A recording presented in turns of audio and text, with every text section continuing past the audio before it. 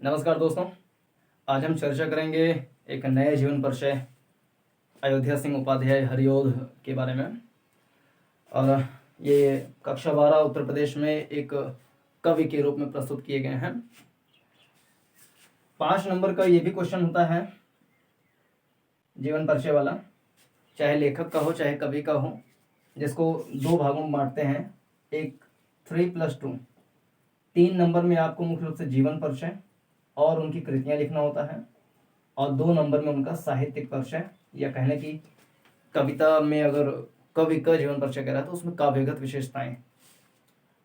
और ये 80 शब्दों में लिखना होता है, यानी कि जीवन परिचय और कृतियां मिला करके आपको 60 शब्द अगर लिखने, और साहित्यिक परिचय या काव्यगत विशेषताएं अगर लिखना है तो उसको 20 से 30 शब्दों में लिख दें, तो 60, 30, 90। हालांकि प्रश्न पत्र में रहता है कि अधिकतम 80 शब्दों से ज्यादा ना हो, लेकिन 80-90 शब्द भी हो जाएगा तो उतना कोई पाप नहीं लगेगा।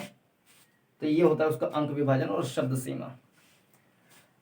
जीवन परिचय में सबसे पहले इनका जन्म जो है वो सन 1865 ईस्वी में हुआ था। अब कहां पर हुआ था, तो उत्तर प्रदेश के आजमगढ़ जिले के निजामाबाद नामक स्थान पर।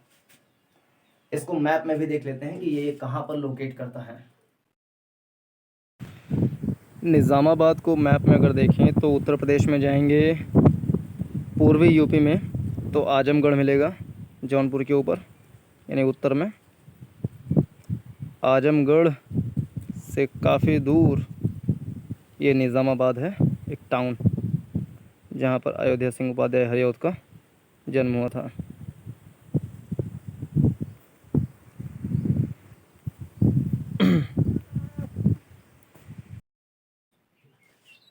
अब इनके पिता का नाम भोला सिंह उपाध्याय है, भोला सिंह उपाध्याय, और इनकी माता का नाम है रुक्मणी देवी।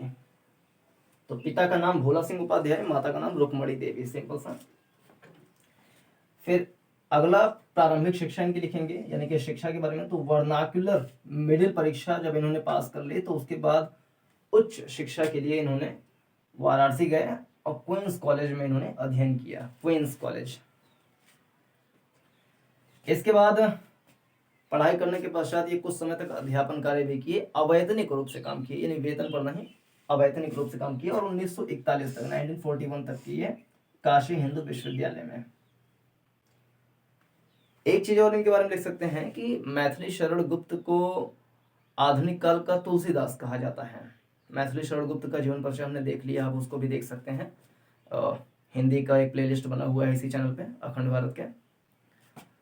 तो मैथिली शरण गुप्त को आधुनिक साहित्य का तुलसीदास कहा जाता है, जबकि अयोध्या सिंह उपाध्याय हरिऔध को आधुनिक काल का सूरदास कहा जाता है। ऐसा क्यों?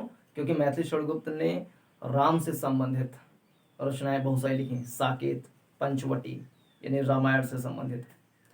जबकि अयोध्या सिंह उपाध्याय हरिऔध जो है वो कृष्ण से संबंधित रचनाएं लिखी हैं। तो सूरदास जो है वो कृष्ण भक्त थे और तुलसीदास जो है वो राम भक्त थे।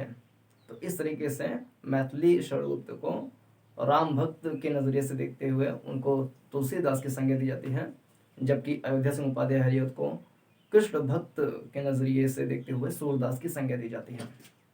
तो ये एक एडिशनल पॉइंट हम उसको लिख सकते हैं जीवन परिचय में ही। इनकी एक बहुत ही फेमस रचना है प्रिय प्रवास, ये महाकाव्य है दरअसल। तो प्रिय प्रवास पर इनको मंगला प्रसाद पारितोषिक प्रदान किया गया था। ये हिंदी सम्मेलन एक होता है, हिंदी सम्मेलन में मंगला प्रसाद पारितोषिक दिया जाता है जो कृति अच्छी होती है उसमें। तो प्रिय प्रवास पर इनको मिला था। इनकी मृत्यु एकदम कंफर्म है कि सन 1945 में हुआ था, यानी उसी समय जब द्वितीय विश्व युद्ध समाप्त हुआ था।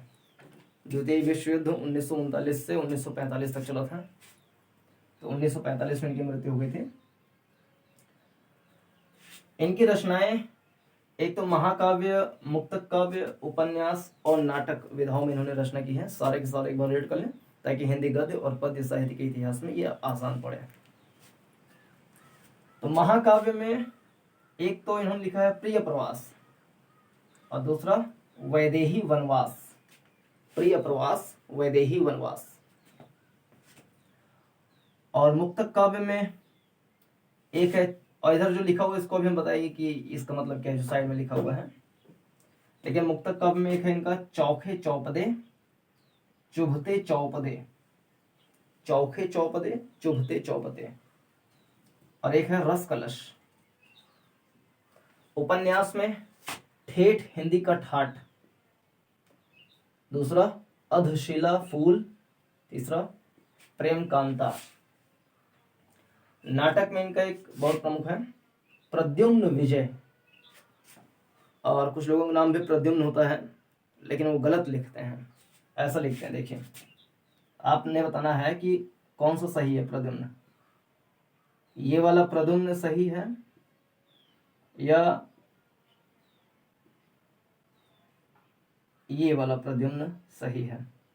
आप कमेंट सेक्शन में बताइए कि ये पहला वाला सही है या दूसरा वाला प्रद्युम्न सही है। फिर इनकी काव्यगत विशेषताएं लिखेंगे, तो काव्यगत विशेषताएं 30 शब्दों में लिख दें पर्याप्त रहेगा। इसमें भी 2 हेडिंग बना लें, एक भाव पक्ष और दूसरा कला पक्ष। तो भाव पक्ष में हम ये लिख सकते हैं कि इन्होंने जो रचनाएं की मुख्य रूप से कृष्ण से संबंधित रचनाएं की हैं, ये सारी चीजें। और कला पक्ष में, भाव पक्ष में ये भी लिख सकते हैं कि इनकी जो भाषा है, भाषा शैली, वो संस्कृत निष्ठ है।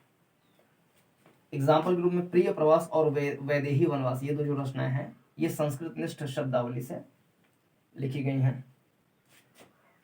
सेकंड पॉइंट उसी भाव पक्ष में भाषा शैली बनाते हुए लिख सकते हैं कि इनकी अपनी रचनाओं में इन्होंने मुहावरों का भी प्रयोग किया है, लोकोक्तियों का भी प्रयोग किया है। एग्जाम्पल के रूप में चौखे चौपदे और चुभते चौपदे रचना में इन्होंने मुहावरों का भी प्रयोग किया। एक रचना है रस कलश, इसको इन्होंने ब्रज भाषा में लिखा है। तो भाषा शैली में हम ये लिख सकते हैं कि इन्होंने अपनी रचनाओं में संस्कृत निष्ठ शब्दावलियों, खड़ी बोलियों, ब्रज भाषा का भी प्रयोग किया है, मुहावरों, लोकोक्तियों का भी प्रयोग किया है। और दूसरा, हम ये तो हो गया भाव पक्ष, फिर हो गया कला पक्ष। कला पक्ष में मुख्य रूप से 3 चीज, एक रस, कौन सा इन्होंने प्रयोग किया, छंद अलंकार। तो रस छंद अलंकार। रस में मुख्य रूप से करुण रस और वात्सल्य रस। वात्सल्य रस जब माँ और पुत्र या पुत्री का प्रेम दर्शाया जाता है तो उसमें वात्सल्य रस होता है। तो कृष्ण और उनकी मदर के बीच में जो संबंध है उसको दर्शाने के लिए वात्सल्य रस का ही प्रयोग किया जाएगा मुख्यतः। छंद में सवैया, कवित्त, छप्पय, दोहा, तो ये मुख्य रूप से 4 छंद में इन्होंने लिखे हैं। अलंकार मुख्य रूप से 2 तरीके के होते हैं, शब्दालंकार यानी शब्द अलंकार और दूसरा अर्थ अलंकार, यानी शब्दों के माध्यम से जब रचनाओं में एक अलंकरण आ जाए, ऑर्नामेंटेशन आ जाए तो वो शब्द अलंकार होता है। और जब अर्थ के माध्यम से, भाव के माध्यम से रचनाओं में ऑर्नामेंटेशन आ जाए, कुछ सजावटी आ जाए, डेकोरेशन आ जाए उसमें, या उसका और कह लें कि उसका अलंकृत हो जाए वो, तो समझ लीजिए वो अर्थ अलंकार है।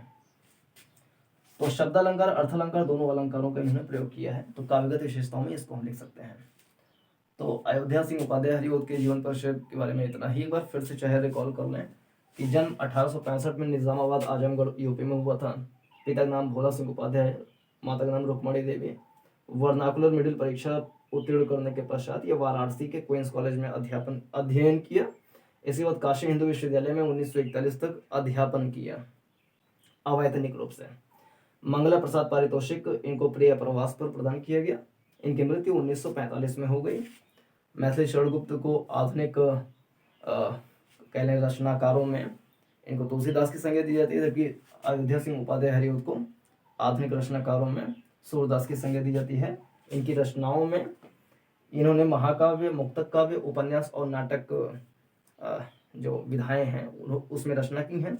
महाकाव्य में प्रिय प्रवास, वैदेही वनवास जो संस्कृतनिष्ठ शब्दावलियों से युक्त हैं। मुक्तक काव्य में चौखे चौपदे, चुभते चौपदे और रस कलश जो कि मुहावरों में लिखा गया है, और रस कलश को ब्रजभाषा में लिखा गया है। उपन्यास में ठेठ हिंदी का ठाठ, अधशिला फूल, प्रेम कांता। नाटक में प्रद्युम्न विजय। काव्यगत विशेषताओं में अपने पहले भाव पक्ष में इन्होंने संस्कृत में शब्दावलियों, मुहावरों और ब्रजभाषा का भी अपने रचनाओं में प्रयोग किया। बस इतना, एक लाइन। सेकंड हेडिंग कला पक्ष डालते हुए 3 पॉइंट ऐसे। पहला पॉइंट, इन्होंने करुण और वात्सल्य रस का प्रयोग किया। सवैया कवित्व छप्पे दोहा छंद का प्रयोग किया। अलंकार में शब्द अलंकार और अर्थालंकार दोनों प्रकार के अलंकारों का प्रयोग किया। तो इस प्रकार से हम 80 से 90 शब्दों में, 100 शब्दों में या 70 शब्दों में हम लिख सकते हैं। तो इसमें इतना ही। इस प्रकार की हिंदी की सभी वीडियोस प्राप्त करने के लिए यूपी बोर्ड कक्षा 12 की सभी वीडियोस पाने के लिए चैनल को सब्सक्राइब कर लीजिए और अपने साथियों के साथ शेयर भी कीजिए, वीडियो को लाइक कीजिए। पूरा देखने के लिए धन्यवाद। नमस्कार, जय हिंद।